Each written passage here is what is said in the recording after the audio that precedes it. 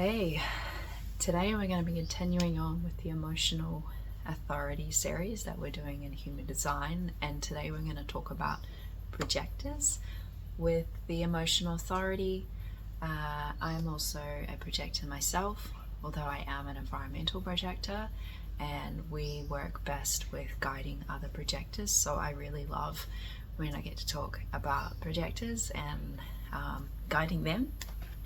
And of course I love guiding all types, that's for sure, but it's also just enlivens me even more to be assisting other projectors. So this is the second vlog that we've done about emotional authority. The first one we talked about sacral beings, so generators and manifesting generators.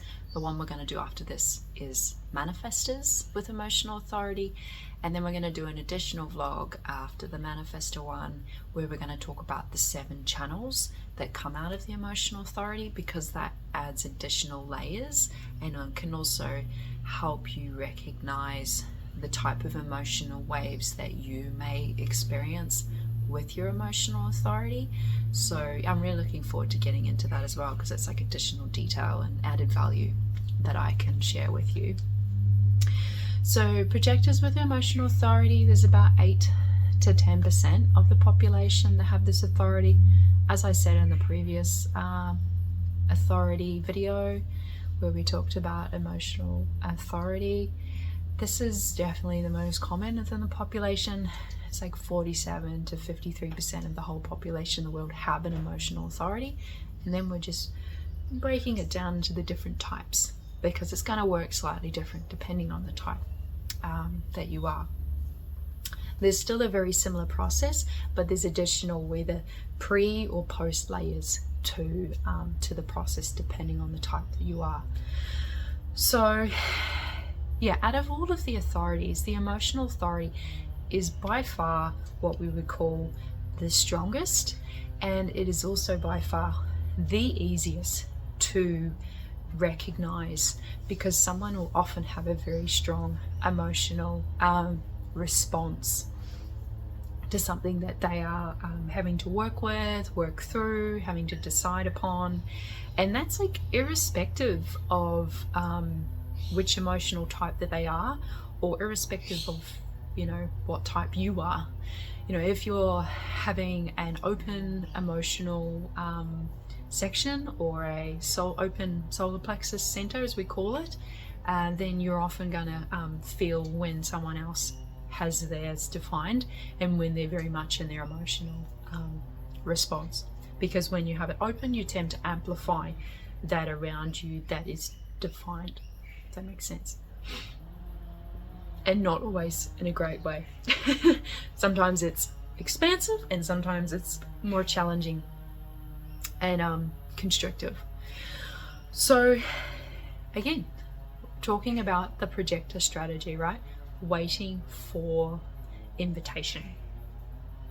And before I get into that, I'd just like to remind you that, you know, if you're a projector and you're wanting to go on a nature walk by yourself, that's not the kind of thing that you need to wait for invitations for. You're like, oh, I would love to go on a nature walk today. Great. You don't need someone to invite you to that.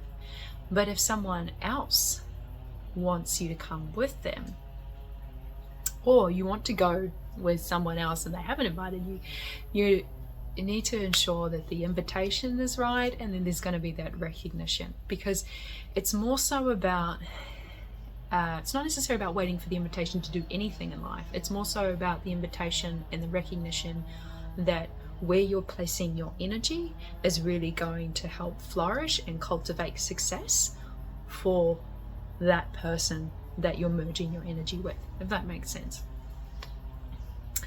So yes, you're waiting for the invitation, and then the purpose of this emotional authority is to be assisting you whether it's the right invitation for you from them. So even if you can be invited sometimes, there may not actually be the right invitation, because there's not going to be the proper recognition. To give you an example of this, that's often going by looking at the channels that you have in your chart. So For myself, I only have one channel, and that's the 4764, which is all about abstraction. You're abstracting information, story from the past. It can come from a place of confusion, and then you're helping bring through that clarity for that. And so as a projector, if I'm invited into something, but they're wanting me to bring forth a different kind of gift or skills that are not actually using the skill set of abstraction, then I'm not going to be recognized for what it is I have to provide. And maybe the invitation was right or not, but there's not going to be the recognition, and therefore it's not really the right thing for me to be engaging in. And so when you have the emotional authority as a projector, you're going to be going through that emotional wave, like we spoke about before with the generators and manifesting generators. But the step one is obviously writing it out and checking how you feel at the high of the emotion, and then at the low of the emotion, and then coming to that sort of place of neutrality and making the decision there. Or you're checking whether how you feel at the high and how you feel at the low is the same answer. And if it's the same answer, then that could be your decision. If you're getting a different answer here than a different answer here, then you may wish to follow through with step one, and that is checking how you feel at the point of neutrality. So, yeah,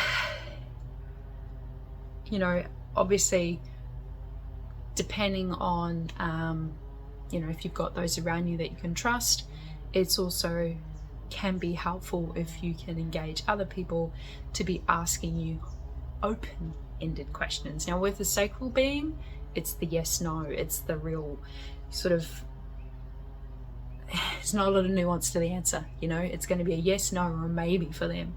But when you're asking a projector, it's asking the open-ended questions of, what kind of movie would you like to go to, instead of, do you want to go to blah blah blah movie? Do you want to see ABC movie? Do you want to see ZYX movie? So yes, the open-ended questions for projectors.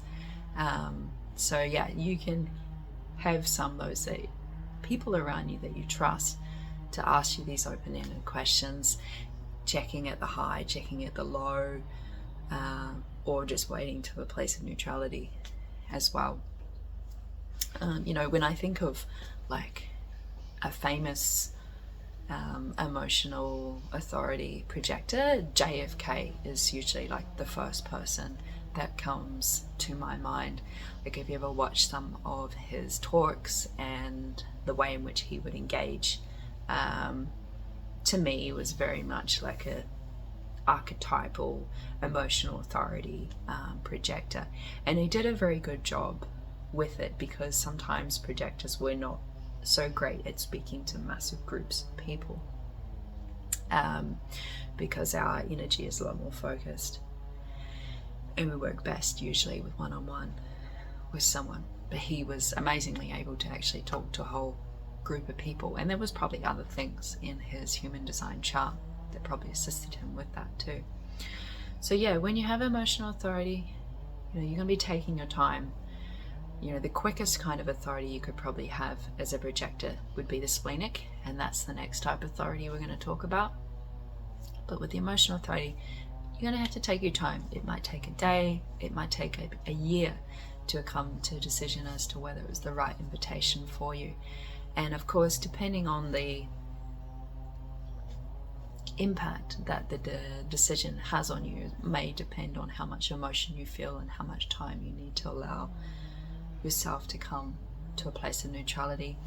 I am going to do another vlog where we talk about the 7 channels that come out of the emotional center, so you can also recognize your own little nuance that you may want to have a better understanding of what to look for, what kind of emotional wave that you will tend to be riding out when you are in that as well. So just helps give you a bit more clarity of like, okay, I'm in the emotional wave, it's starting like this, and then it's going to go like this, and then it's got that, and then it's going to get really intense, so different types of channels coming out of the emotional authority create a different kind of wave, and some are more intense, some are slowly building, some have like this almost spontaneous bursts. So it can be good to know those sorts of things. So yes, the next one we're going to talk about, we do an emotional authority vlog, and we're going to do it for manifestors, which you guys are a very special type, and for me as a projector, often a little bit challenged as to how I can help guide you, because you often don't want guidance, but that's okay. We're still going to do it anyway, and you may still find it helpful, and I'll do my best to not be telling you what to do, of course. So yeah, we'll see you again in the next vlog.